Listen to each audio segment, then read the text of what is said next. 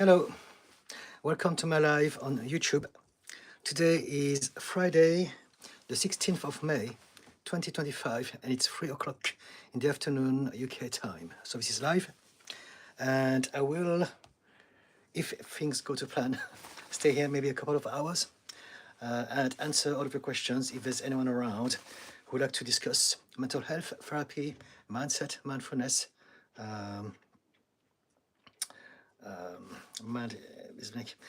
human behavior and psychology, and all those things. I am a therapist myself. I am an RTT therapist and a clinical hypnotherapist. And I specialize in depression, anxiety, addiction, self-sabotage, anger, and anything to do with trauma and stress. But we can talk about anything as long as it's got to do with this. So what I always do, I start the lives with reading the post that I put out on TikTok today. I use both TikTok and YouTube. And I will comment on them, and hopefully by the end of it, there will be some of you around that will be inspired to ask me something about you. So the first post that I put out on TikTok today goes like this. You are not limited by your mental conditions or your physical disability. You're limited by society. And so basically by this, what I'm trying to say is that we can all find a way to function and connect and do the things that we want to do if there was a nicer and easier environment for our needs. And so we don't want to think that there's something wrong about us. We have created a society that was arbitrarily called neurotypical, as in anyone who is normal is anyone who can function and work and be productive in that system. But by doing this, we are omitting a lot of people who are different. And also we are forcing a lot of people who have some conditions to force themselves in that system, and they suffer from it. And so don't believe that you are broken. In other words, you're not broken, society is broken. And so by spreading an awareness of mental health awareness, we are essentially doing our best to change some aspect of society so that it's a better and easier and kinder society for all. The second post that I put out on TikTok today goes like this. Failure is what people with a fixed mindset call lessons. So basically this is to highlight how nothing that we are observing is what it is until we decide to label it. And the label what we're going to give it is down to our mindset. And so we can choose to decide that something happened to me, at me, or because of me, or something is happening for me. What can I do about this? How can I learn from that thing? How can I grow from that ordeal? What is the one positive thing that I can take away from that situation? And now, if we do that, we can never have any mistake, any failure, any problems, because everything is a challenge. Everything's there to help us grow and become a better human being. So there we go. Finally, the last post that I put out today goes like this. You can wait to feel better before you do the things that you want to do, or you can choose to do something that makes you feel better right here, right now. And so it is a situation where often we're waiting to have motivations, to have inspiration, to feel better, to feel safe, to feel ready before we do something. And we forget that we can choose to do something else that can make us feel better straight away. Everything that we feel in our body is the result of the quality of the thought that we entertain in our mind. And so again, if you can understand how the mind operates, then it's much easier to not allow for this moment to catch us and for us to just wait for things to happen, when we can always decide to do something that makes us feel better straight away, no matter what we're doing. Okay, so now let me read the comments of a few there and see if there's any conversation that I can get started with you guys. Isamu, hello. Isamu said hi, so hello back at you, Isamu. Lisa Missouri, hi Didi. Nobody seems to care about me. I'm all alone trying to survive. Would you like to talk to me? Tell me about yourself. I care about you. If you don't mind typing and telling me how you're feeling, what you're going through in your mind, what happened to you all your life, or maybe this last few months, if anything has changed in your life, if you have any conditions, do tell me. I would love to hear about it, and we can absolutely have a conversation and see where it takes us.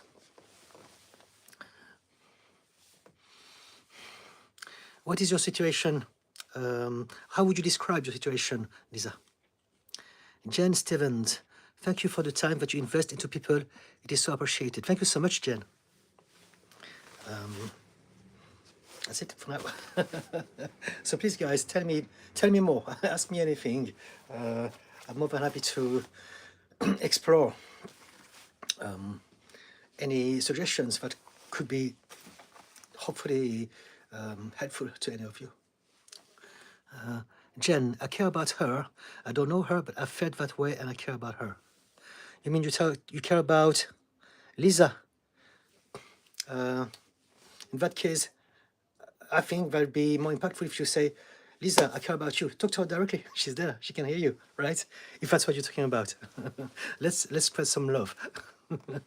Lisa, you see, I'm not alone. Jen also would like to hear about you. So if there's one thing I want to talk about, I suffered from depression myself, amongst tons of other things, for many, many, many years in my life. So I'm absolutely coming from a place of empathy, compassion, and understanding. I started to get better in when I was 38/39 years old, but for the first half of my life, I don't know if it's the half, but for 38 years of my life, I was a very different person. I used to suffer every single day, every single night. My life was a horror. To me, it was hell. From my childhood, from my teenagehood, from my young adulthood until I was 38, my life was absolutely horrid and I hated everything about it. And I have conditions, but I have learned how to function with. And so we can absolutely address anything, no matter how dark or lonely or hurt you feel you are, you're not alone. And we can absolutely discuss those things. Jen, yeah, okay. Joseph Shosinski, did you read anything lately? I read stuff every day. I'm always reading stuff. So when I address books, I use audiobooks. It's easier on me because of my condition. So audiobooks, I listen. I think I'm listening to 5 audiobooks at the moment. So I'll go back and forth. But I'm also reading a lot of stuff on the internet. I read tons of stuff all the time. I watch tons of material. And so, yes, I am very, very avid of new information and expanding my mind and capturing some stuff here and trying to connect the dot with my ADHD brain. And this is what I do pretty much. I'm obsessed with anything to do with the mind. And so, yes, I do read tons of stuff. The things that I read about are all to do with psychology and therapy and mental health. So I'm not sure, is it what you want to talk about? I have also a huge interest into spirituality and notion of existence, reality, and all of those things. Redskin Garage, Japan. No, I'm not from Japan. I am French, actually. I was born in Paris. My passport is French, but my genes are Chinese.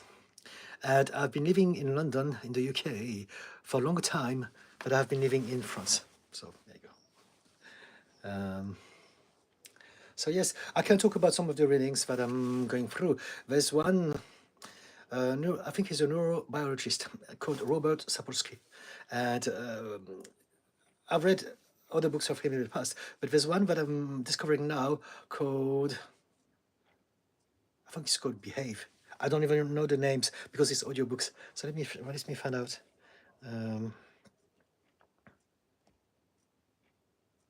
Yes, it's called Behave. And basically, he explains how our mind functions in regards to our biology. And basically, there's a lot of, it's very, very deep, it's quite heavy in information. But there are some key points that can really be used that most people don't realize. It's that how we feel will dictate how we think. As in, our perception of reality will be different depending on our physical state, or physical and emotional state. And so he's done a lot of studies, a lot of researches, and I love to quote them because they're very, very insightful. One of them is when they ask a group of people to see the pictures of some strangers and to judge the strangers just based on the picture, depending on whether they have a cold drink or a hot drink in their hand, their perception will be different. So if they see the picture of a stranger and they have a cold drink in their hand, they will say that that person seems cold, that person seems dodgy, I can't trust that person, there's something off about them. But same picture, if they hold a warm drink, they're going to say, ah, I like that person. That person seems very warm. That's because they're literally being influenced and impacted by something physical, and so holding a drink. And another research that I really appreciate is how every month, once, first or last Monday of the month, there's a tribunal somewhere in America, and what they do on that Monday, they're going to decide whether or not we're going to grant a pardon to some convict.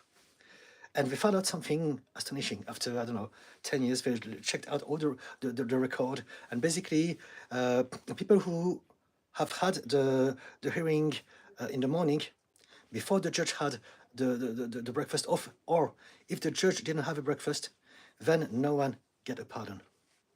Some did get it, but only if and after a judge had their breakfast. And that shows, that really highlights how we feel. Literally creates filters that are going to shape our very reality. And so how do we make that information useful? We can realize that how we feel if we're stressed out, if we're anxious, if we're depressed, is going to affect our perception of reality. And so if we have been depressed for a long time, we're going to see just darkness everywhere, whichever way we look at. If I've been anxious, we're going to see danger. Everyone is bad. They're all going to hurt me as soon as I drop my guard. And so, again, all physical and emotional states shape our perception of reality. I found this mind-blowing. Something about utilizing those kind of information in the stuff that I'm working on. I'm working on my own book. But those are all insights that are so powerful, and no one talks about them. And so, yes. So let me go and check out other comment. That was for Joseph. Lisa, misery.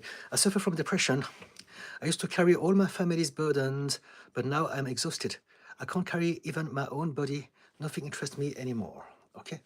So it seems like a lot. And again, I don't know you.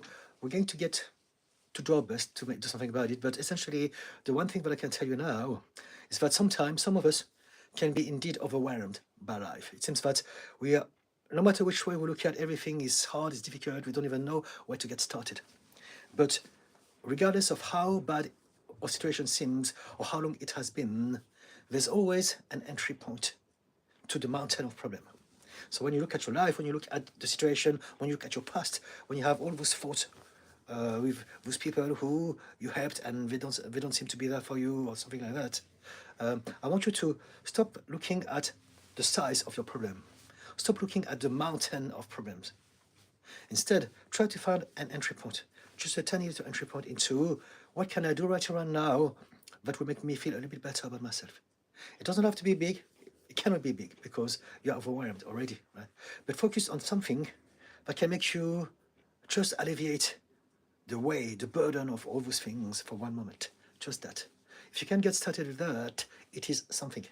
And then, if you have managed to feel a little bit better for just one moment, or if not better, you can feel a little bit less worse for one moment, then you can try to do it again and again and again, because each moment brings some new possibilities. And so as you do this again and again, you're learning a new skill. You're learning how to regain power, reclaim power in your life, and being able to feel better, to think better, to do better things one moment at a time. And you will have ups and downs, and it's going to be difficult and challenging, but this is your option. And it's where we all start when we are immersed by those mountains of problems that seems to have been there forever. You can absolutely address one little thing at a time, and I want you to realize that even though you feel terrible, you feel at the bottom, right? But even if you're at the bottom, there's always fluctuations. We always fluctuate, no matter what we're going through, even if it feels dark, if you're always stressed out, anxious, angry, and sad, there's always variations, no matter how little, about how you feel. And I know that because I can tell you that I'm sure that there are moments where you feel worse than how you're feeling. So that implies that there are also moments where it feels better, at least a little bit better. And so if you can realize this, you can realize that, things are changing. Everything changes. We all change all the time. And the only problem is that we don't know how to create the change that we want. So we're focused on things. There's something about us that is changing all the time. And so if you want to focus on changing that, what you want to do is to change how you feel, right? And so we can talk about this. I know that it's very, very hazy at this point in time. It may not make much sense to you, but if we spend enough time, maybe I can share you some exercises, some techniques, something to do that can help you, right? What do you think about this, Lizzie? What do you say? Would you like us to do that today? Pranav, message retracted. Redskin, you're originally from China. My parents are from China, from Hong Kong, yes. My genetics. But I'm not Chinese, I'm not French, I'm not English, I'm none of those things. I don't call myself, I don't associate myself with any country. I barely associate myself with planet Earth at times, but yeah. But if you need to know, my genetics are Chinese. Lisa, Jen Stevens, thank you for being kind to me. Pranav, what should be the average sleep time we should have every day? So it depends, but I think the recommendation for most people is about 8 hours. Minimum 7, 8 hours, 9 hours, depending on your lifestyle, depending on how you are built, on your body, depending on many things. But basically 7, 8 hours, 8 I think is the magic number. 7 is the minimum. We can function with less, with 6, 5, 4 hours, with no sleep, some of us, but it's going to affect our mental, emotional, and physical health. Over time, sleeping is the most important thing after breathing, right? If you want to live, you need to breathe, you need to sleep, and then you want to eat food and drink water. But sleeping comes before the food and the water. If you don't sleep well, we're literally creating a state where we're going to be reacting to our lives, and as we're more reactive, we're going to be more disempowered. And that is going to affect any aspect of our life. So what it means is that for those of us who suffer from anxiety, if you don't sleep enough, we have more anxiety. If we're depressed, we're going to be more depressed. If you have some addiction, we're going to be more prone to be addicted to more, and so forth and so on. Whatever that we have, even if we have some conditions like ADHD or autism, if we don't sleep enough, or the way our condition expresses itself is going to be even more obvious. And that's why it's so important to have a general lifestyle that is looking after our body and our mind in equal measure. And so sleeping, yes, is very important. 8 hours of quality sleep would be, I think, what we should all aim at. For some of us, if you are an athlete, you may sleep more because you need to recover more. It depends on many factors. But sleeping, it's an investment that we should all be aware of, because it's literally helping us live better, longer, and healthier and happier. Joseph Shomsinski. I was reading Work Things by Dostoevsky, the Karamazov brothers. Gave me a really bad first impression. I don't find the idea of a neglectful, lecherous, and noble father very appealing. Okay, I agree with you. I haven't read Dostoevsky, Karamazov brothers, but just based on the depiction that you give, I would agree with you. I think when it comes to literature, what authors do, they show the perspective of people, regardless of how they come across like. And so, I don't know about that book, but there's always a point made by the author. And so it's not necessarily about good or bad, it's about that person, and maybe what we can take from that is that even if that person doesn't do or say or come across like a good person, if we can get ourselves into their mind, then we can understand where they're coming from. And in that sense, there's a use to that, because what I do as a therapist is to also teach people how to see people past their behavior. We are so much more than our behavior. Whatever that we do is the result of how we feel and our belief system, and we don't choose neither of those things. We inherit a belief system and a set of emotional triggers based on whatever happened to us in childhood, based on our education, based on the things that happened to us, and all of those things. And so our behavior is the translation of that.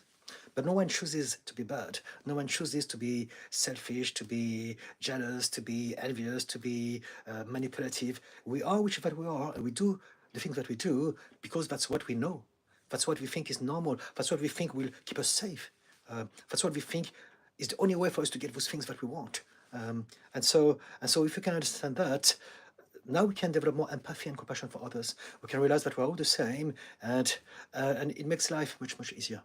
And so maybe in that sense, those books who depict people who are anti-hero, they're actually showing us a different perspective, and it's not necessarily all bad. It's not about saying you should be like that. It's about saying even people who behave like that, they are people, and there's a story behind them. There's a reason why they are like that. So I don't know. That's my pinch of salt. What do you say, Joseph? Jen, Lisa, I have been so there. I learned that I had to say no, which was really hard. But the best weapon against depression I have found. And you're very welcome. No one should feel alone. Okay, so let me read it again. I learned that I had to say no. Okay, so you're teaching basically Lisa how to say no, and you believe that it's the one thing that helped you the most. Okay, fair enough. Saying no can be very useful indeed to some people. I agree with that. Lisa, I am furious. Nobody asked how I am doing. I can't get rid of my anger. Okay, okay. Okay. I understand.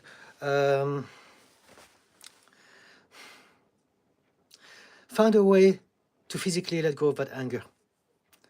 If you have a punching bag, punch the bag. If you can shout, shout, roar.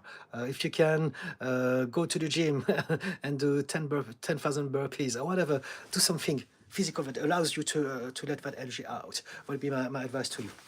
And then my next advice would be for you to reacquaint with that. I want you to connect with that emotion of anger, and I want you to accept it and let it out. Because the reason why, correct me if I'm wrong, but the reason why you're suffering from that is because you're not able to tell them, right? Ideally, you would tell them why. You shout at them, but you're not able. So because of that, it's eating you, right? And so the first step of action is to find a way to let it out. But then also, as you feel it, what I would like you to do is to feel the anger. Close your eyes, and I want you to realize that anger, just like any emotion, is an energy. It's just an energy. And so the difference between thought and emotions is that thoughts are to be thought, emotions are to be felt. And so if you start to think about the emotion, that becomes a problem. Emotions are short. They're temporary. They're not meant to last very long. They're just an emotional signal from your body trying to tell you something in the shape of emotions. But if you can pay attention to how you feel, if you can close your eyes and feel the anger, think about them, feel the anger, but then at some point, stop thinking about the anger.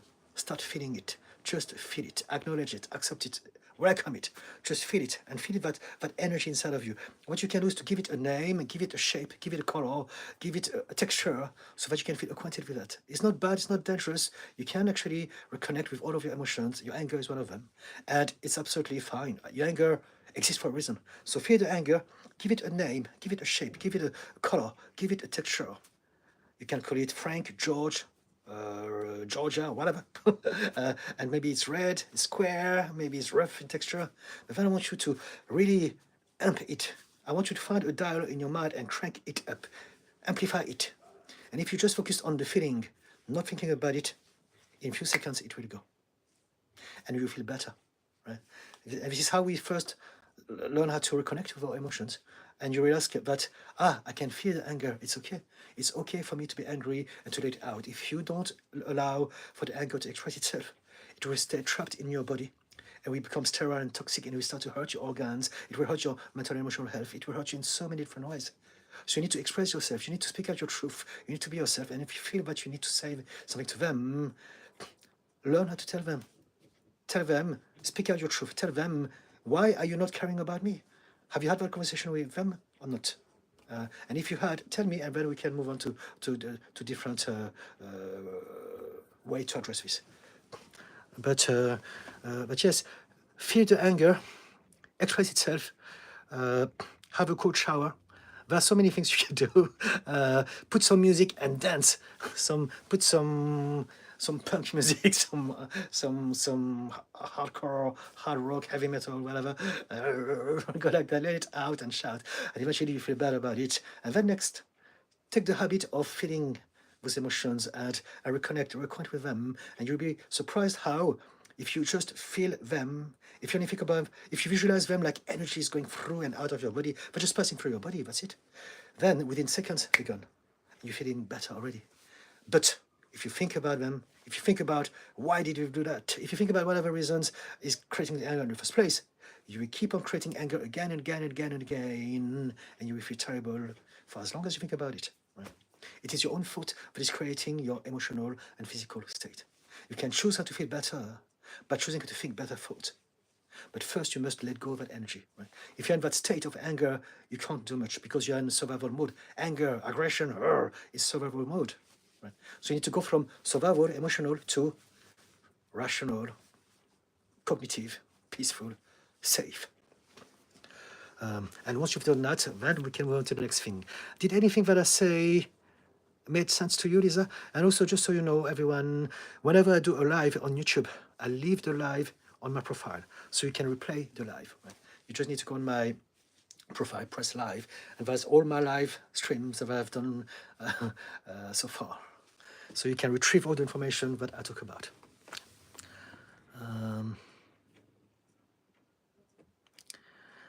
Redskin Garage, Lisa, how are you doing? Sumit Kedar, hey, I've been watching your content for some time. Would you tell how can I become someone strong? What do you mean by strong?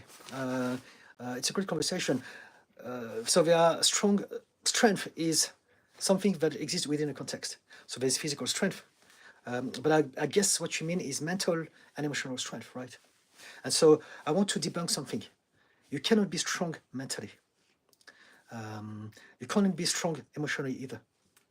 What you can be is focused mentally. When you are mentally focused, that's when you are zooming in and you are converging all of your neurons into that thing. So now you're optimal mentally. But it's not about strength.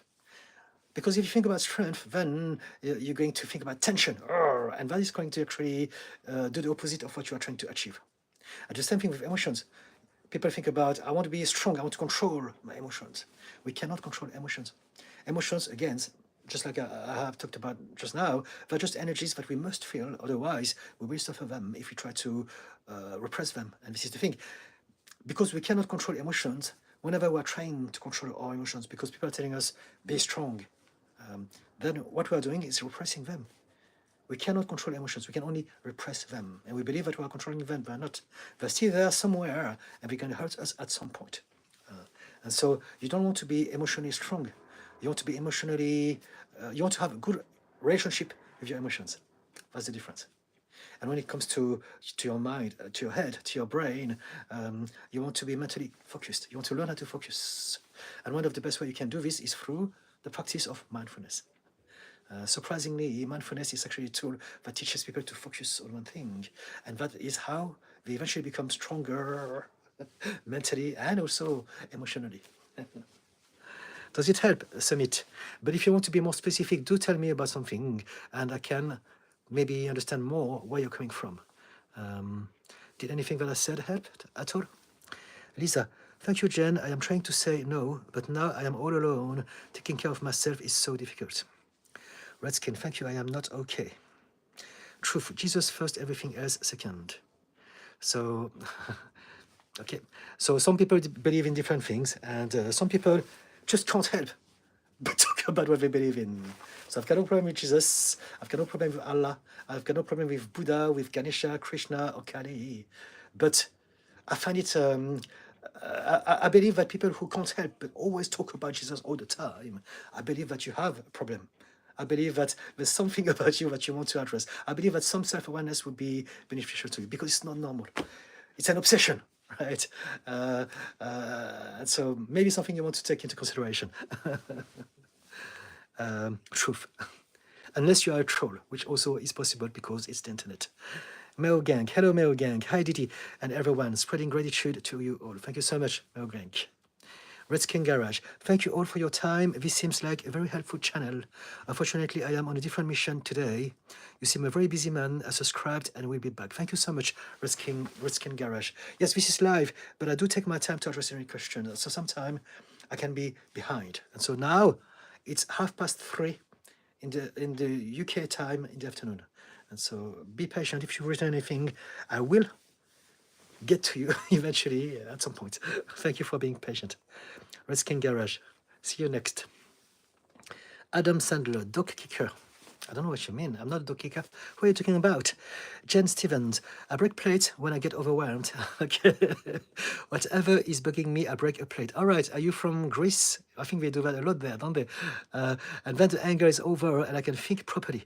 I'm not saying it's a good idea, but it has helped me. If it works for you, why not? Absolutely. Let go of the anger so that you can come back to a place of mental clarity, and then from that point you can do something.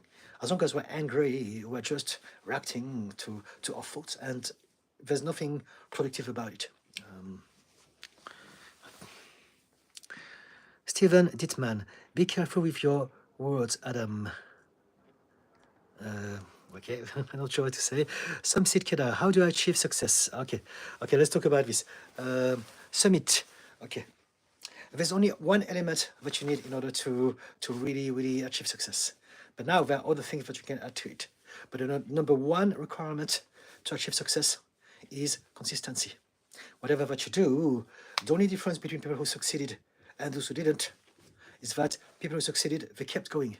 They kept searching, they kept looking, they kept trying, they kept learning, they kept expanding, they kept growing, they kept doing their best, no matter what happened to them, they kept going. So consistency, number one. But now, how do we become consistent? By focusing on, first you want to choose something that you enjoy.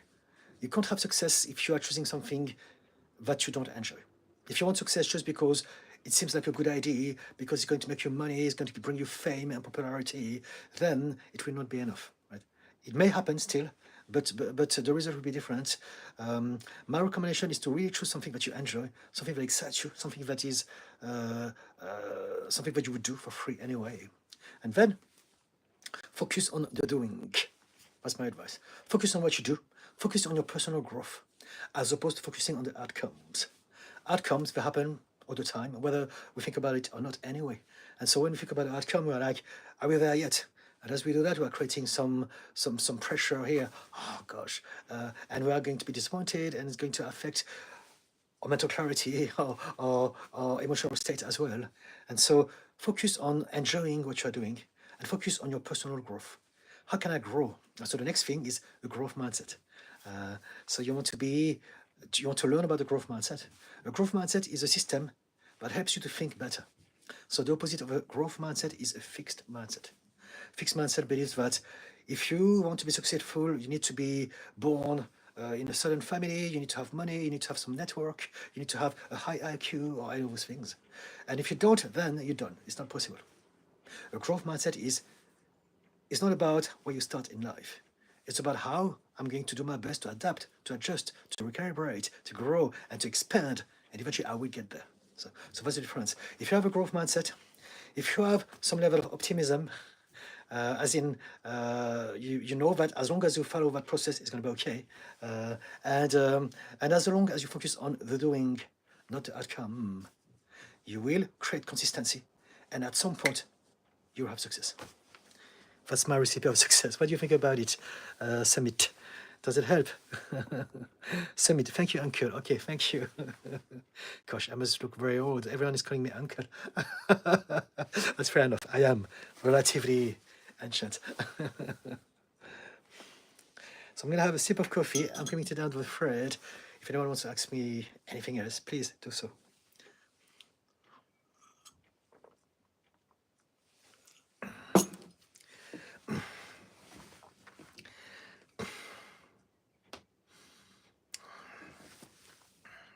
Anyone?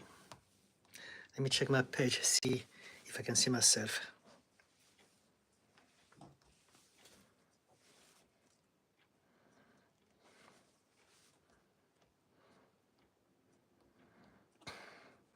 I cannot see myself, but I'm talking to you, so it means that it's working somehow.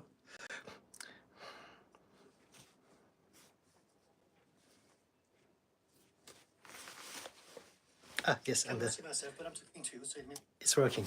Okay, okay, Jen. Didi, thank you so much for your time and knowledge. Your words always seem to find the right way to hit the soul, no matter what topic, and that is truly a blessing for some of us. Thank you so much, Jen. I'm glad you appreciate. And do ask me if there's anything that you would like me to address for you, perhaps. Richie B. Hi, Didi. Hello, Richie. Lynn, good afternoon, Didi. Happened on your live by chance. Fantastic. I'm glad that you're here, Lynn. Today, as I have finally sat down after gardening, hope you are well. I'm very well indeed. How about you? Enjoying the weather and the garden so far? Omnum said hi. Hello, Omnum.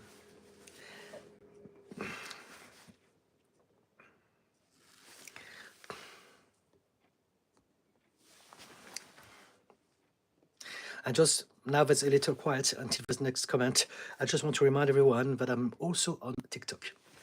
I do my best to, I post 3 posts every day on both TikTok and YouTube. They're short videos. And I also go live on both platforms. So I go today, YouTube. I think yesterday I was on TikTok or the day before, I can't remember. Depending on my schedule and my level of energy, I do my best to come on this platform to spread a little bit of Didi love to anyone who needs it. And at some point, I will. I say that every single time. I've been saying this since the start of the year, but I'm thinking about creating some new long-form content. So hopefully, I will find a way to organize myself to make this happen sooner than later. If you have any requests about things you'd like to talk about, just ask me. Lynn, yes, better today, but overdid things, so I will get payback tomorrow. Weather is glorious and lift the spirit. Okay, sounds good to me.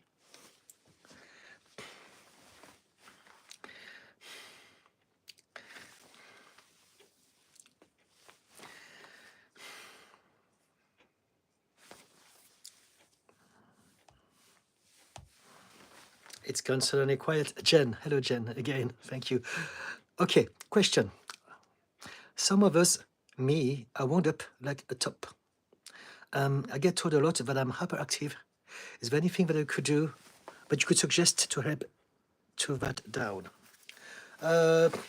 It depends. It depends. What do you mean by hyperactive? Are you diagnosed with ADHD? Are you? How does your hyperactivity express itself? It's if you have ADHD, it's part of who you are, and there are ways around it. You want to basically. So the way that I always talk about things is that we must look at ourselves from a holistic perspective. We are not just a mind in a body. We're not a mind or a body. We are one thing, it's the same. We're a mind and a body and a soul and all sort of things. And what we're going to use as terminology and perspective is based on the position that we're looking at ourselves from. And so what I'm trying to say is that whenever you look at after your mental and emotional health, it affects your physical health. And on the other around, whichever way you look after your physical self, your body, will also influence your mental and your emotional behavior. And so what you want to do is to take everything into account. Do you sleep well? Do you eat well? Do you exercise? Do you meditate? Do you go out in nature? Do you do things that make you happy? Do you socialize? Do you do all of those things? Because all of those things are going to help you be happier, be better, be more peaceful. Do you keep stress at bay? This is very, very important. If you can find a way to minimize your exposure to stress, you'll be less reactive. If you practice mindfulness and meditation, you'll be less reactive. If you learn more about your mind, if you learn more about your habits of thought, your habits of emotions, your habits of reactions, you can also address those things. There's so many things that you can do. And so for me to address you, I would need to know more about yourself. Do you believe that you have ADHD, or what do you call hyperactive? And also, it's a two perspective thing. Because on one hand, what you can do about yourself, but also maybe there are some instances where people should accept you for who you are. So there's also what sort of people you have decided to surround yourself with. How often are they criticizing you? Is it fair for them to say that? Or do you believe that sometimes they are trying to put you down somehow?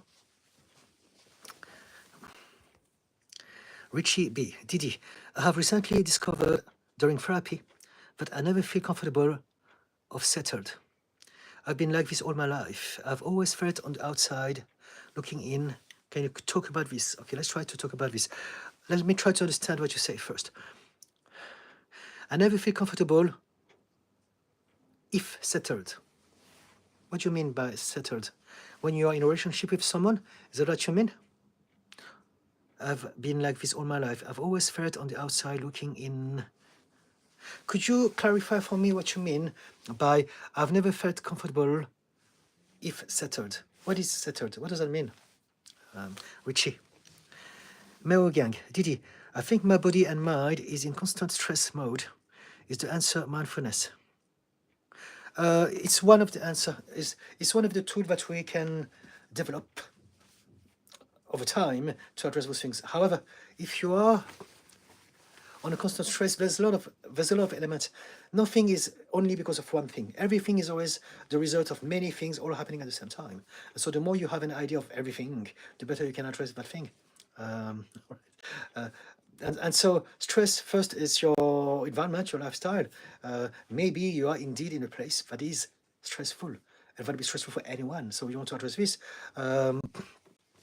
Maybe you're stressed out because there's something about your body. Maybe you haven't slept enough. Maybe your diet is rubbish, and as a result of that, your body is constantly inflamed. And if your gut is always inflamed, what is happening is that the place of your body that creates serotonin won't be able to produce the serotonin. Serotonin is the chemical that calms you down. And so if you're eating junk food all the time, 80% of the serotonin in your body are not going to be created just because of the junk food. And so you're going to get stressed out. Any little thing are going to get you to stress out because of your diet, right? And so again, there are many, many different ways to address ourselves, and we don't realize how everything is intertwined. And so do you sleep well? Do you eat well? Do you let go of some excess of stress through exercising, through moving? Do you socialize to connect with people? Do you connect with your purpose, things that you enjoy? Do you do things that are creative? All of those things are so important, right? And I did talk about your environment as well. And then, if you are neurodivergent, also you may be hypersensitive to environment. So there's also that element to take into consideration. So if you're in a constant stress mode, the problem is not the stress. The problem is why you are stressed out. Do you want to understand what is causing that stress? The stress is a normal response to an environment that is overwhelming. And so, yeah, do you want to tell me more about your stress, Mel Gang, please? But having said that, it's true that mindfulness and meditation over time will help you solve all of those problems. However, there are some other solutions that may be quicker and more powerful for you specifically, rather than spending 5 years practicing mindfulness and meditation. Jen, not diagnosed with anything, but I wake up ready to go and only sleep like 4 hours at night. I feel like I'm always going 90 miles an hour, even when I'm sitting. We all have different physiologies, and is it something that is impacting your life negatively? Because if that's how you are, if you're happy, if you're healthy, if you're able to do things, and then it's not a problem. Maybe it's just people who are judging you, and we shouldn't, right? But you did mention that you had a difficult childhood or something like that. You suffered from depression. And so maybe we want to address some elements of depression and anxiety and unhealed trauma in you. And so at this point in time, what I'd say to you is to learn more about yourself. Do you believe that you have any conditions that you may want to address because of your past? Because all of those things affect the way we function. It affects the quality of our brain, and therefore all of our habits. By habits, I mean habits of thoughts, habits of emotions, habits of reactions. sometimes we keep ourselves busy and always on the go to avoid a feeling. Because we don't want to be still, because we may feel some things in our body that we don't like. So we are distracting ourselves from ourselves. So yeah, different elements, different things to think about. Jen, I love on a farm, so nature is way important to me. I just don't know how to relax. If you want to relax, we want to first stop creating that thing that is getting us to be stressed out and tense, right? Relaxing is a great thing to do, but very often when people just focus on relaxing without addressing the lifestyle, what they do is that they keep on going like that, and it's exhausting.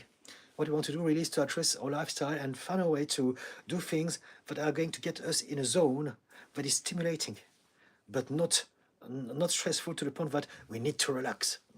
Like some people say, if you need, I need to go on holiday because my work is too much.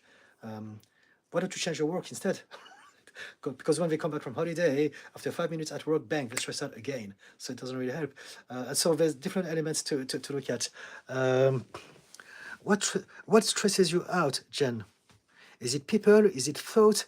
Is it noise? Is it commotion? Too much things happening around you? What stresses you out? Do you have any patterns? Anything that you could notice and share with us, please? Richie B. I mean, as in relationships. Okay, so settled in relationship. Or wherever I lived, I owned very few possessions. I always felt like if anything happens, I can just leave, not having to worry about stuff, just feeling of being on the edge. Okay, so when we are finding it difficult to be settled in a relationship, that's because the idea that we have a relationship is not a good one. And we're talking about subconscious belief. So not something that we think about. But basically, whatever happened to you in childhood has created a definition of relationship for you. And that definition is not very nice. And so there's a part of you that wants to protect you from that. There's a part of you that is thinking, just 1 second, please.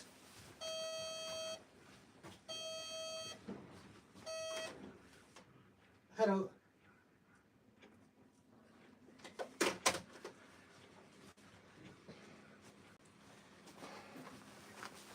Sorry guys, you're the delivery. I'm just going to open and get it, and then I'll get back as soon as they knock on the door. And so, if you find it difficult to be settled, it's because there's a part of you that doesn't want to be settled because it doesn't think that it's safe. And so, is it correct to assume that your childhood was not the happiest? Or maybe something happened to you even in adulthood? What sort of... Have you ever been in a happy relationship?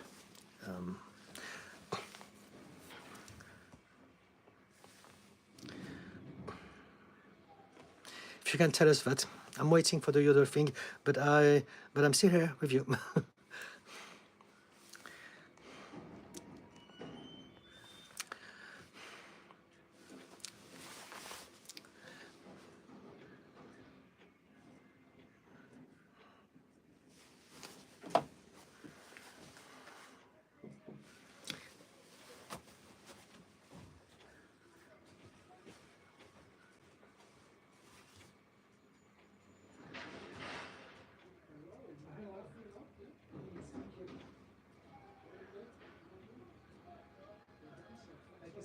Have a good day.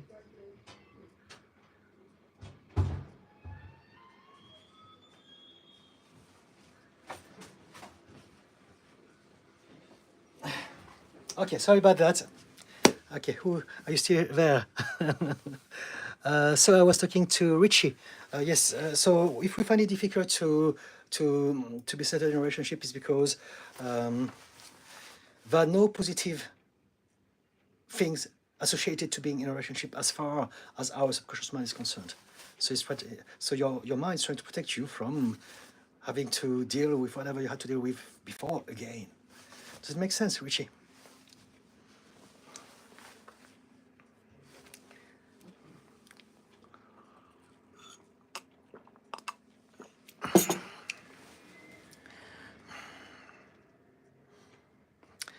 Richie, thanks Didi. I just have lots of stuff coming up for me recently between recovery and therapy.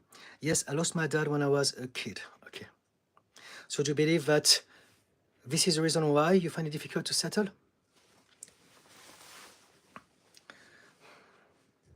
Jen, let me correct myself. I was diagnosed with PTSD. Okay, all right. So now I'm going to go back and forth from Richie to Jen or whoever else. Lizzie, if you're still here. If you have PTSD, that will affect your behavior, absolutely. So address your PTSD, right? Absolutely. You want to realize that the PTSD has gotten you to be in a state of edge and high alertness, and that is going to affect the way you read your environment, the way you react to it. Even your speech when you talk to people, you might be sometime unloading and packing too much just out of habit, and that can be overwhelming to some people. And that'll be because the brain is very economical. Whichever way we function is going to impact other aspects of our behavior. And so if we're in a state of hyper alert because of unhealed trauma, then as we are hyperactive, but hyperactivity can absolutely express itself in many different ways through our behavior. So I would say address the PTSD as a first priority. Do something about it, and then there are things that you can learn how to. So it depends.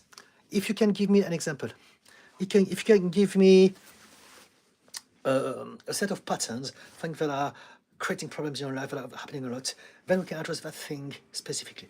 There's a lot of hacks we can use, but I need to know what you mean by being hyperactive.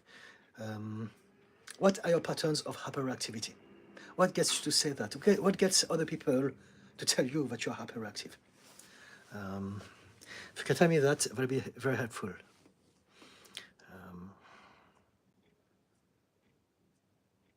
So go back to Richie. You say, I just have a lot of things coming up. So you know that maybe you're overwhelmed at the moment, and that's why you'd rather be on your own. Is that what you're trying to say?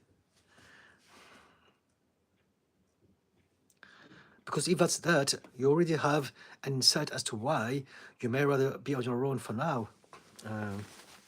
Maybe there's a part of you that only wants to be with someone when you are ready, when everything is settled.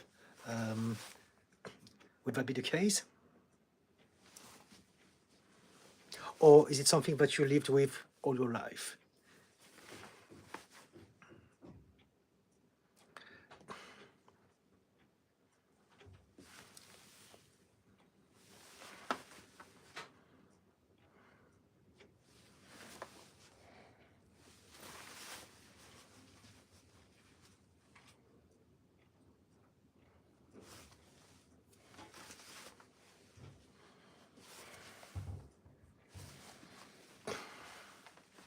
I'm just waiting for some more comments. I'm not sure what to say until I've got more inputs, guys.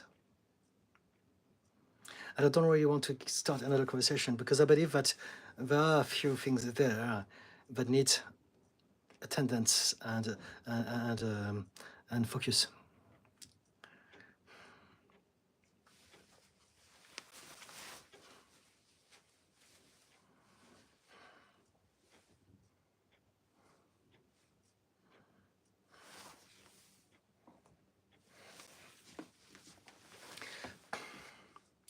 Jen, I'm not sure what PTSD type 2 is, but that is what the doctor said I have. Okay, you know what?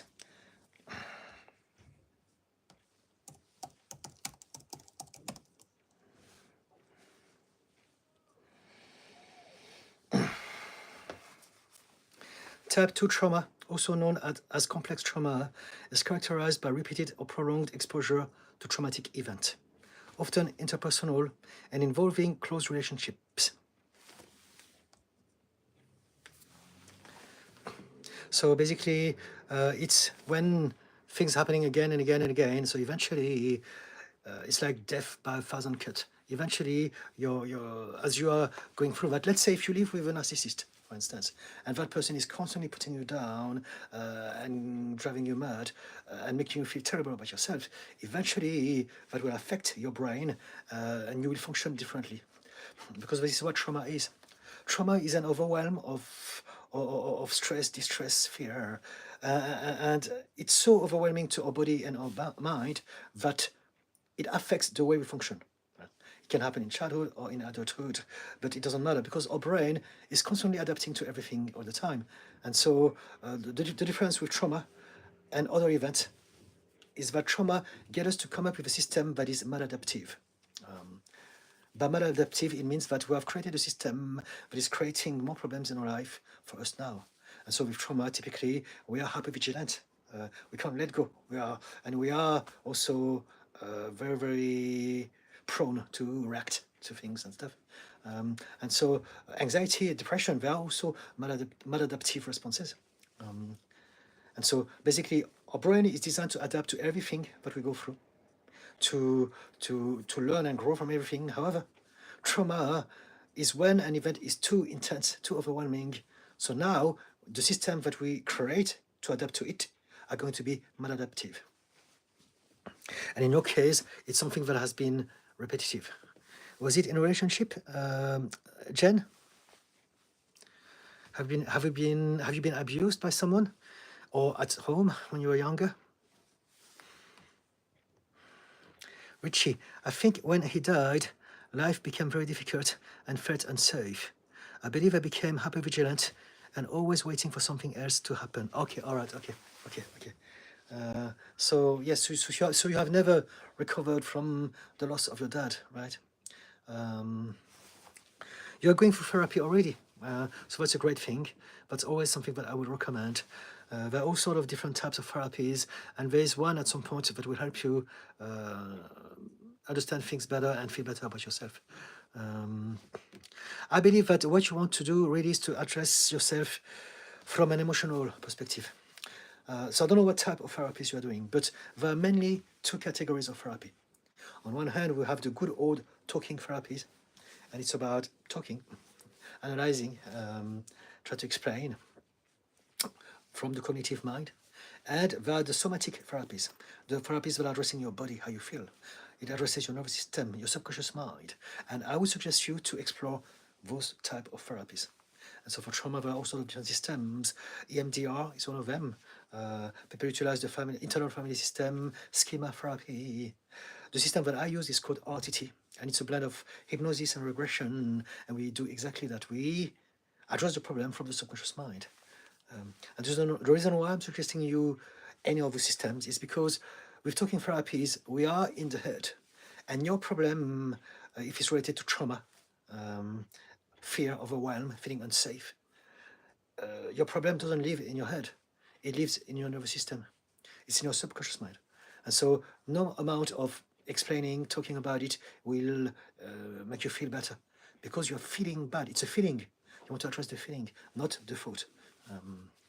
And so if you haven't already explored all those things that I talked about, I would suggest the one that I know, that I practice, is the system that I know the best. It's called RTT. If you don't know about it, you can go on my website. There's a link to, on my bio, there's a link to my website, and you can read up on that. And you can decide to have a chat with me or anyone else. There are plenty of us out there. But RTT is very, very good for those sort of things because we go straight to where things originated in terms of emotional mechanisms, as opposed to just talking about things. We all know that talking therapies, for many of us, including myself, it can last more than 10 years and nothing happens. And so, it works for some people, but for trauma, I don't think that it has ever worked.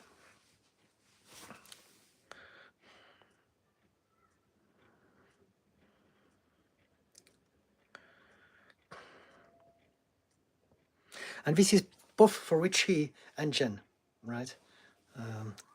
My suggestion for the two of you. Omnom, is CPTSD and PTSD type 2 the same? Then it sounds similar. It sounds very similar. You know what? Versus CPTSD. When it comes to names, it's very confusing. There are a lot of different acronyms and names and changes all the time. The DSM changes literally all the time. And so, a lot of terms that we use now were different a few years ago. Like, for instance, bipolar disorder used to be called manic depression. and so forth and so on. DID used to be called multiple personality disorder, and so that's why it can be confusing. Now I googled it. While type 2 PTSD and CPTSD are sometimes used interchangeably, they're not identical. CPTSD is the more recognized term. Essentially, type 2 PTSD is an older term for what is now commonly referred to as CPTSD. So you're right, it is the same, which describes the psychological effect and prolonged or repeated trauma. Okay, so there you go. So it's the same. Okay, so thanks to your question, you made me realize, because I didn't know that CPTSD used to be called type 2 PTSD. It's like ADHD. In the past, there used to be ADD and ADHD. Now there's ADHD type 1, 2, or 3. Things change all the time. So yes, it seems to be describing the same thing. Jen, thank you for explaining that for me. Yes, so if you have CPTSD, then what it means is that your brain has accustomed to being in a state of constant scrutinizing your environment, scanning your environment because you don't feel safe. And so that would explain why you're more reactive to things, because your mind is always paying attention to everything. So, and also because you're in a heightened state of alertness, you react quicker. And so yes, so address your CPTSD, and alternatively, if you can give me some example, we can come up with some mindset hack, some exercises, some routines that could help you specifically for the sort of reactions that you're talking about. Yeah. If you want. Jen, it's my mum. All right, okay, all right, okay. Let's talk about your mum. Unfortunately, mortal. Germany versus Austria. Who would win? I don't know. I don't understand those sort of questions. I don't believe in that. I believe that I don't know. I haven't got a clue what it even means. Everything is contextual. So I'm sure that if you are a gamer or something like that, that would make sense. But not to me. I'm sorry. If you give me context, maybe I can have a better idea of how to address your comment. Richie, being in recovery has been for the most part amazing, but having to deal with and face up to stuff I used to drink on gets overwhelming. Yeah, I'm just doing talk therapy now. So are you recovering from alcohol addiction? Is that what you're saying? Is that what you're saying? It's a bit confusing. Did you have to deal with alcoholism, and now you are in a better place?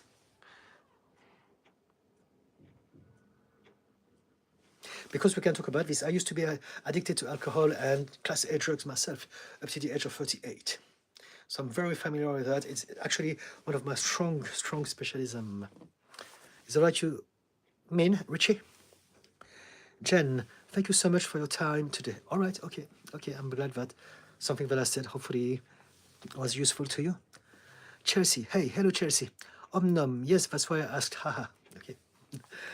Richie, thank you for your advice and time, Didi. I appreciate it. All right, okay. But if you want me, I can't tell you more, but just tell me more. I need to have something to use so that I can think of something. But if you're happy with that, it's also good. Yes, alcoholism, Didi. All right, okay. So if you have dealt with alcoholism, are you 100% okay now? Are you able to function without alcohol, not to think about it or not? Because when it comes to any type of addiction, what people don't realize is that if we only focus on the addiction, not on the cause of the addiction, then we're left in a place that is actually very not nice, because the addiction was there for you to feel better about yourself. So if you don't address the anxiety, the depression, or whatever caused you to need some addiction to feel better about yourself, now you can feel the thing that you didn't want to feel. And so you may think, oh, I don't drink anymore, but you still have that thing to deal with. Did you start to drink because of the loss of your dad? Is that correct or not? And did your dad used to drink as well or not? Could you tell me that, please? Just out of curiosity. It could be insightful to your journey. Richie.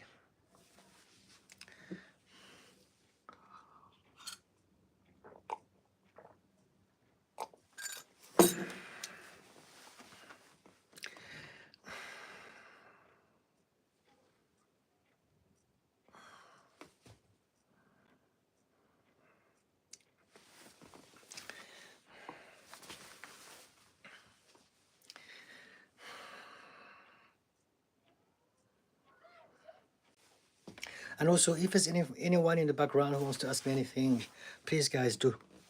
I can hop back and forth through between different conversations. I'm here for everyone.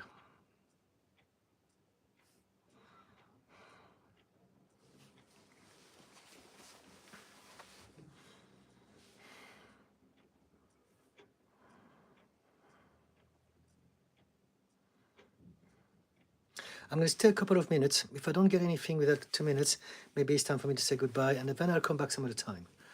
But please, guys, if you want to ask or tell me anything. Okay, Richie. I am 2.5 years sober, okay? Trying to deal with the trauma. No, my dad never had alcohol issues as far as I know, but I've had cancer twice in the past few years, and life just got very difficult. Okay. So alcohol is no longer a problem. When you talk about the trauma, is it the loss of your dad that you call a trauma? Or did you have other traumas that we haven't addressed yet?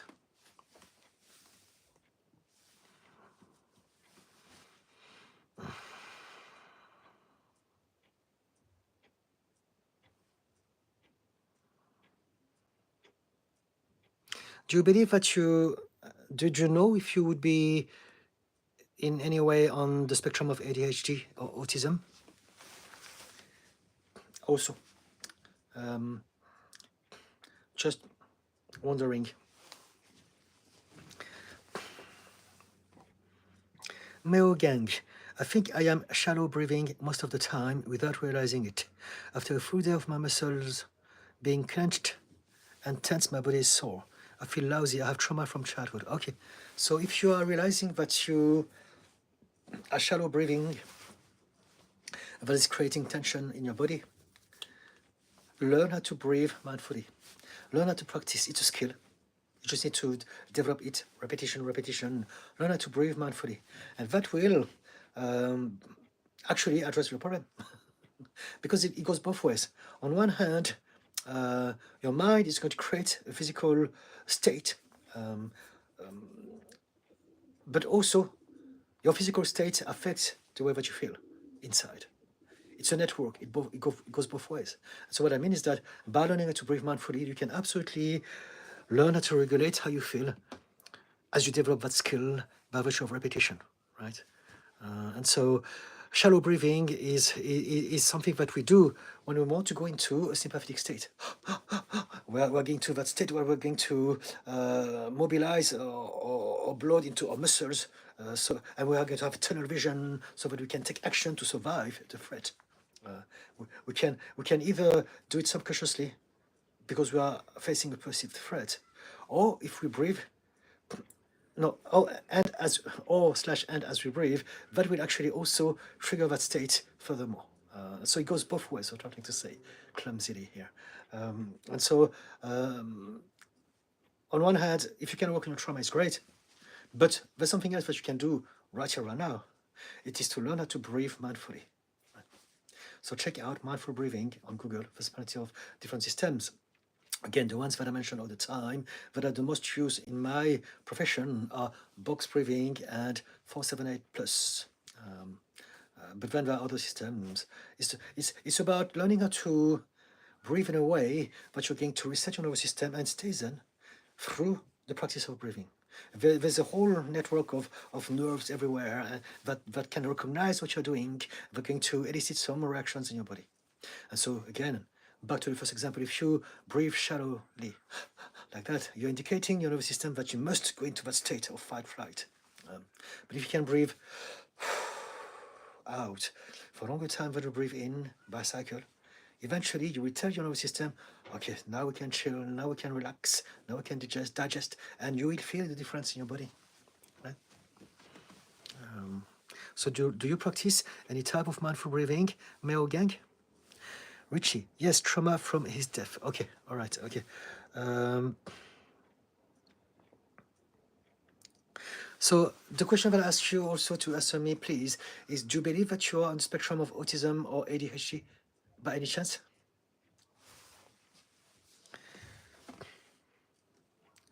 Some of us, because of the way we are, we are more sensitive to certain things, and it's harder for us to move away from certain situation with that help. And that's why I'm asking this. Omnum. All right, I had a sort of mental breakdown last week, and I had just finished my written exams, so I thought I would calm down and not freak out. That same day, I got ill very badly too. Okay.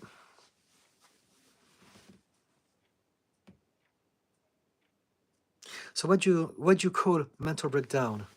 What makes you use that term, mental breakdown? What happened, please? Could you tell me, please? Omnum. So someone called. I can't read the name. I can see some. I don't know. I'm gonna call you White because it's a white circle. What role does hypnosis play in the therapy? It's a very good question. We have two minds. You have the conscious mind and the subconscious mind. Conscious mind is the tip of the iceberg. It's the mind that we use all the time to operate, to function, to navigate through life, to remind ourselves who we are, what we should be doing, how to solve problems. Is what we call our brain, more often than not. And the subconscious mind is the automatic program. And that program is emotional. It's 95% of our mind is our body. It's a whole body. And essentially, whatever what we go through in childhood are going to create a program that are going to be our filters, that are going to dictate our life, our reality, adulthood. And so all of those programs are emotional. They're subconscious, they're out of reach of our consciousness. We may have some inkling, but more often than not, they're just automatic subconscious emotional response. So basically, we create triggers, and we have some emotional triggers that get us to react to everything outside and inside of us. So we're going to react, our body is going to create some emotional, some chemical reactions that we call emotions, feelings, sensations, and also that are going to affect our very physical system, our whole body. And so most of our problems are because we have created some system, some subconscious emotional systems that are out of reach of our conscious mind. We think certain things, but the problem is the feelings and the emotional triggers. And so when we have anxiety, for instance, it's because our body, our mind is constantly creating those chemicals that are getting us to be anxious, and depression is the same, and so it goes with everything else. And so hypnosis is about us being able to access the doors of our subconscious mind. Through the process of hypnosis, now we're relaxed and we can go back into the memories of the past, and we can revisit some things that happened in the past. We can find out, why did I create that belief? Why did I believe that I need that system to protect me from what? What happened to me? And so the hypnosis part of it exists so that we can access the subconscious mind, so that we can address the belief and the emotional triggers from the subconscious mind, not from the head. And most of our problems are there. This is why hypnosis is so important. It's not about me getting people to do things and to forget about it. This is Hollywood hypnosis. It's not hypnotherapy. Hypnosis is no more or less than you being in a relaxed state so that we can access some deep part of you that are recorded at an emotional state. I hope it makes sense. Another way that I can explain it is that our brain functions by different function through different waves mode. And so, for instance, when you sleep, your brain is on delta waves mode. When you're awake, it can be alpha or beta waves mode. Alpha is when we are looking inward, like searching for, when we are looking for imagination, inspiration, ideas, we're looking inside of us. Beta is when we're interacting with outside, talking to people, reacting with things, driving a car. So a different brainwaves mode. And theta is when we are in between being delta and alpha beta. We are not awake and we are not sleeping yet. And this is the place where we are the most suggestible. But also it's the place where we can retrieve all the information that are deeply buried within a subconscious mind, or the trauma that we have repressed, all those painful memories, all that shame, that guilt, all those things that are within us, but out of reach of our mind here because because it's how our mind works, because we're either repressing it or because it happened a long time ago. And so with the hypnosis, we're going to get you into a theta waves mode, or alpha, depending on the people. But theta is the best. And so we can really, really go as far as we can and remember everything. We're going to remember why that thing that happened to you created that belief that you are now suffering from. Everything that we suffer from is a result of something that happened to us in childhood, or something that didn't happen, that we needed to happen. And so, yeah, there you go. This is what hypnosis does. But there's nothing weird or dodgy about it. This is Hollywood. Don't believe that for a moment. Hypnotherapy is really about just getting you to a relaxed state so that you can open your heart and the memories of your past, and that we can change things from that place. Does it make sense? White circle. Oliver Nisbet. How would you reframe low self-esteem into a more positive phrase? It was recommended to me to change how I phrase that to get out of the mental cycle. Give me the sentence, please. What is the sentence that you have been using or that we recommend to you? And then I can give you some alternative. Low self-esteem, I don't know about the word yet because I don't know. I'm not there mentally yet. But low self-esteem, just like everything else, it's a system that you have created to protect yourself from bad things. So if you can look at it from that perspective already, that will make you feel better about yourself. There's nothing wrong about you. You're not inferior. You're not weak. You're not missing out on anything. If anything, you have created something called low self-esteem to protect you. And so there's a part of you that is doing a great job. And so what you want to do is to realize that it's an old system. It doesn't work. And you need to upgrade that system, right? So now, in terms of affirmation, how can I reframe low self-esteem into a more positive phrase? You give me a word, not a phrase. So if you can give me a phrase, I can give you a better phrase. If I was one word to replace low self-esteem, I would call it a protection mechanism. I have a protection mechanism, and so you are not feeling worse off for saying that. You're just stating something that is true, and it's got nothing to do with your character or your potential or your personality. Does it work, Oliver?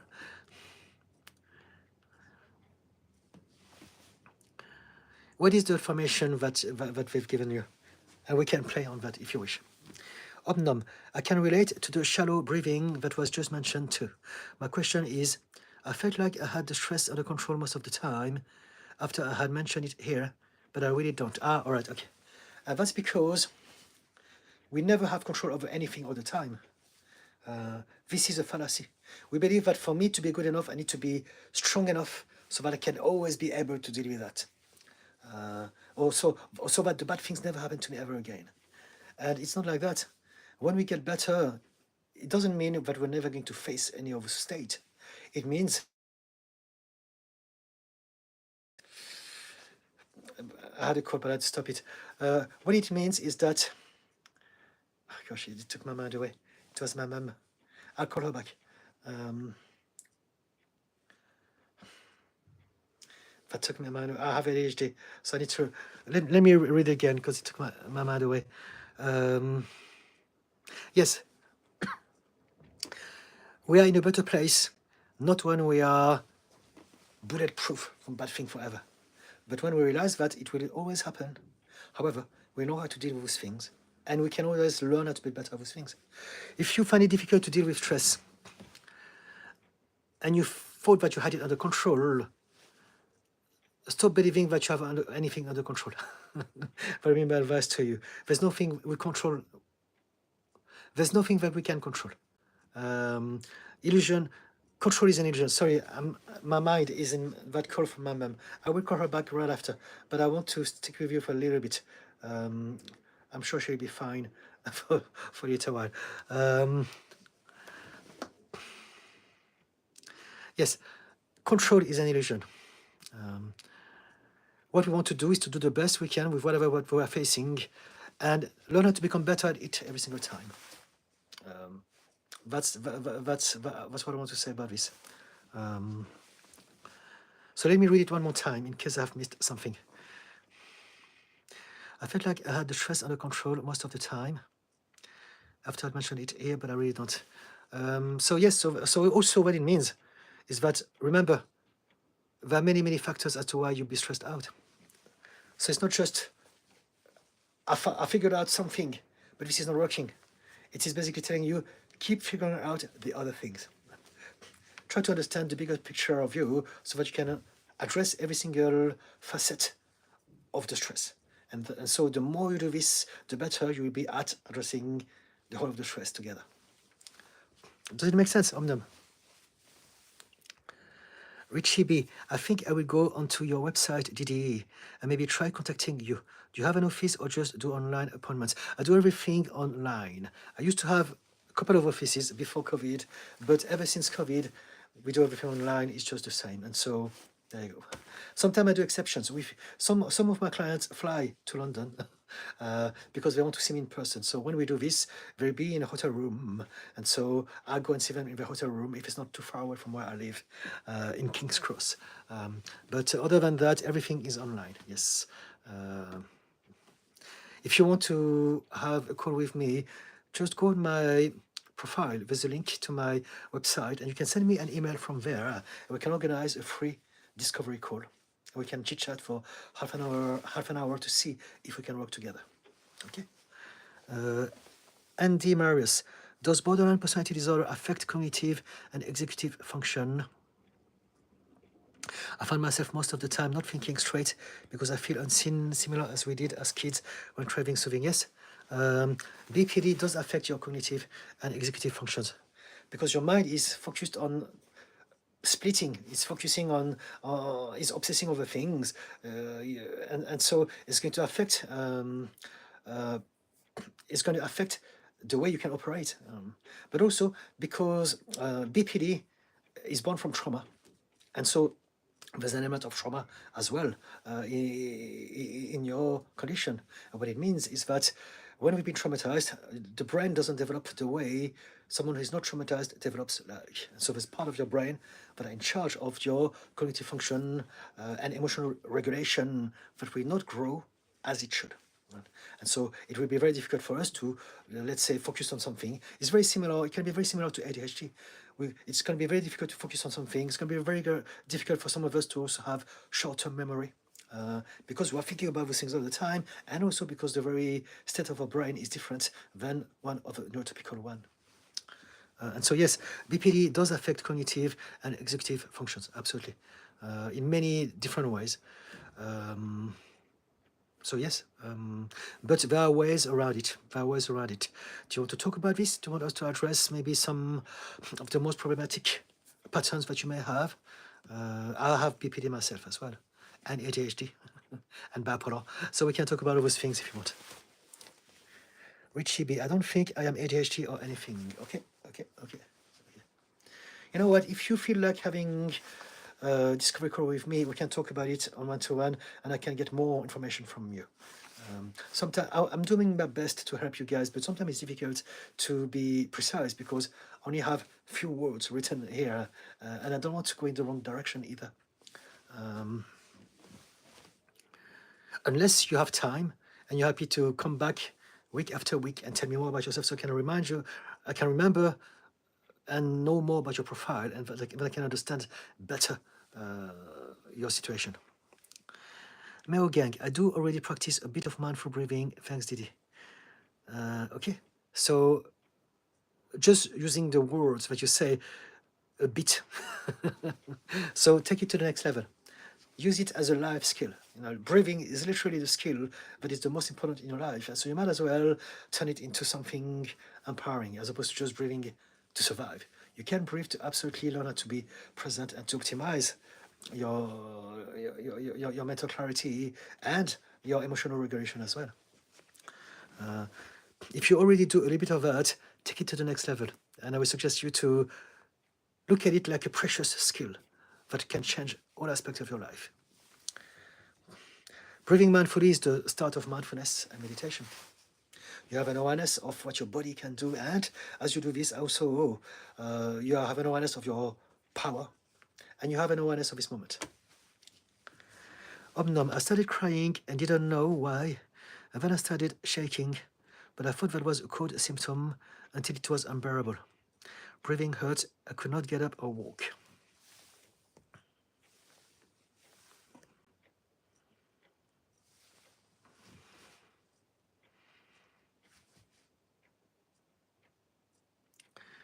It felt like I had needles in my nerves all over my body, and then I couldn't see for a moment. Okay. Okay, so it's a serious, you had a serious, I don't know how to call it.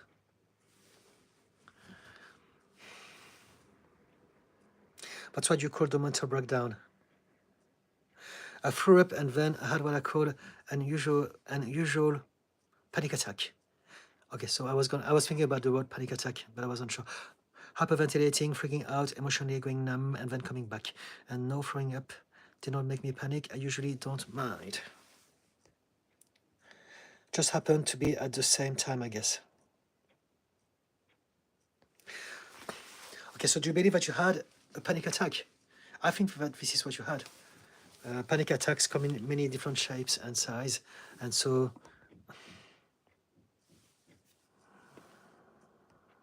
what did you do about this?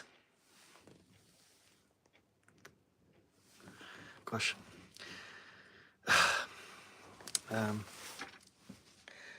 When people have panic attacks, you want to learn how to address the panic attacks as they occur, but also address the roots of your panic attacks, right? If you have panic attacks, it's telling me that you have a lot of baggage to address.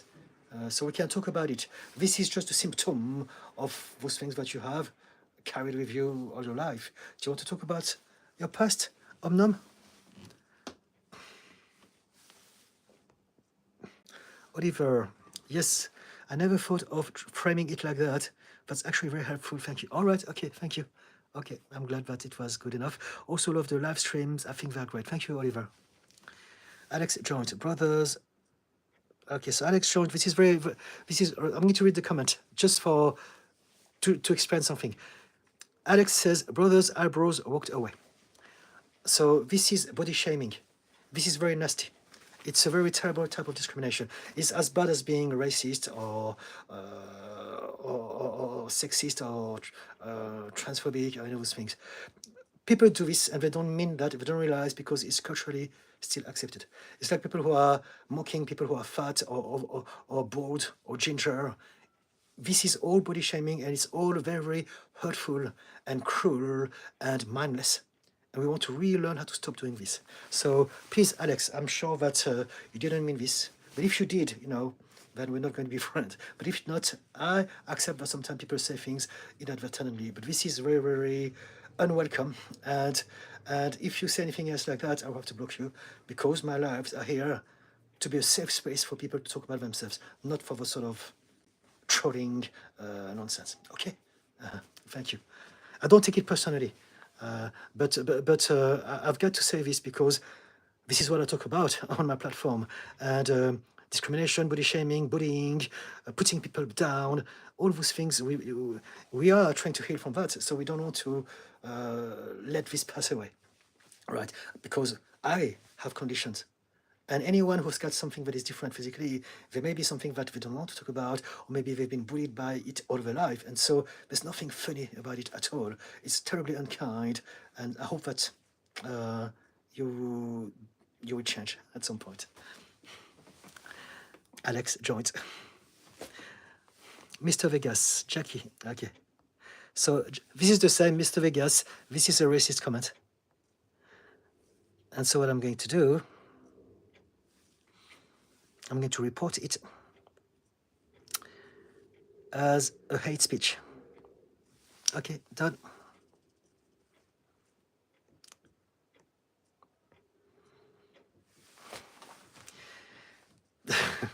this is the nature of social media. I don't mind. I don't take things personally anymore. But but maybe I think the best thing to do when we are facing people like that is to just move away from that. And we don't need to get angry or anything at all. But sadly, a lot of people do this, and I used to do the same. I understand them, but they do this because they're hurt, because they're bored, because they have nothing else to do with their life, and so we just do what we can, what we know, and somehow, yeah, it comes across like that.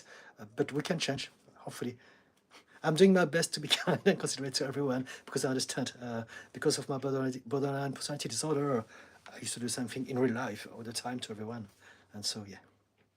Anyway, but having said that, I still need to take some actions because the space that I want to create here is a safe space for people to share their most intimate problems.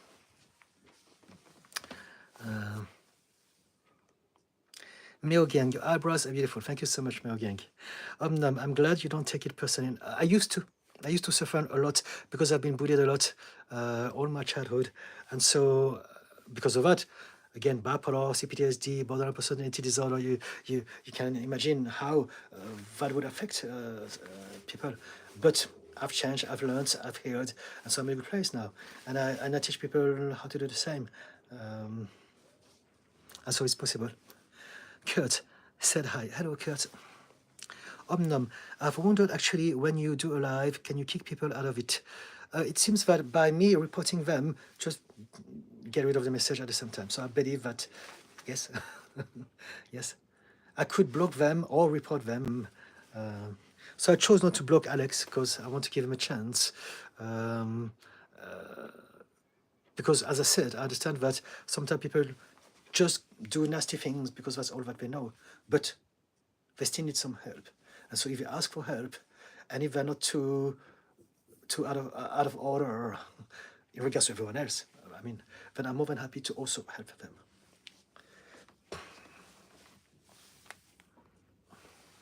When you are doing what I do as a profession, you understand that people are just behaving the way they do because of X, Y, Z, and it doesn't say anything else.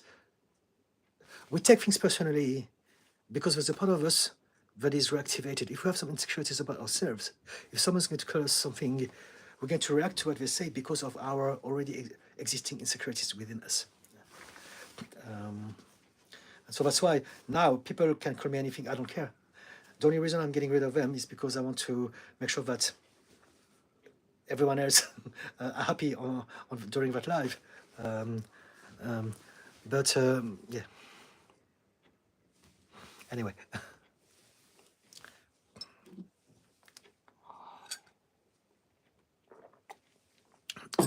Yes, I agree. It's a tricky one. I don't want to.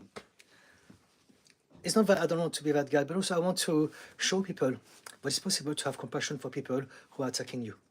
You know, some people can tell me things over the long. I really don't care, and there's a part of me that wants to actually help them because I can see through them.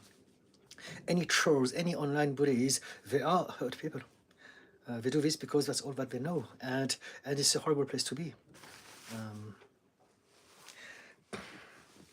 Even people who are narcissistic or suffer from antisocial personality disorder, or they don't choose that.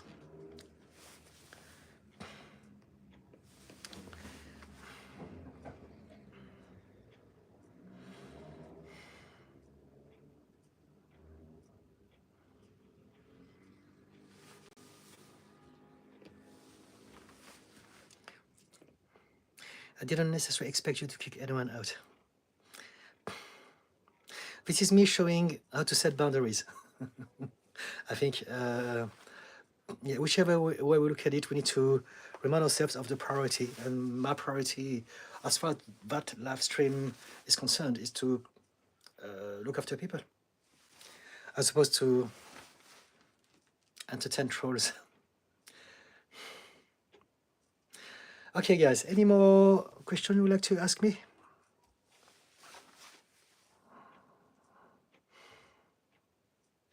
I will come back tomorrow, I think, on Saturday. And so I'm not sure what time, though. But if you want to continue the discussion tomorrow, check. If you're following me already, go on your YouTube account in the morning and you will see a schedule of my live tomorrow. So it can be any time, depending on how the day unfolds. But it can be in the afternoon or early evening. I don't know. I'm not sure yet.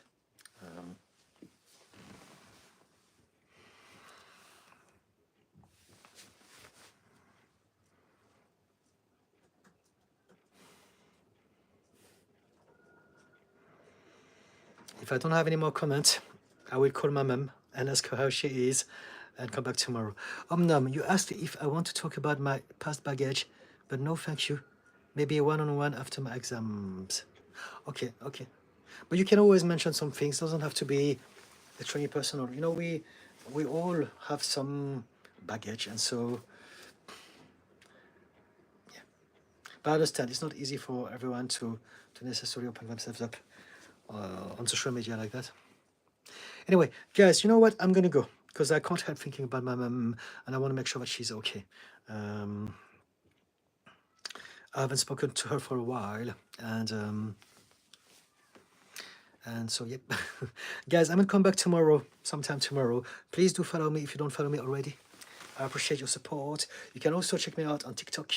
You can also find the link to my website if you need more details about me as a therapist and coach. Having said all of that, I'm going to wish you all a fantastic day or night, wherever you are in the world, and hopefully we can pursue that conversation the next time. Okay? Pranav, thank you for everything. My pleasure. Omnom, go call your mom back. I hope you are all doing good. Bye. Okay, guys. Love you. Take care. Look after yourselves. And remember to be kind to yourself. Okay. Here. Bye, everyone.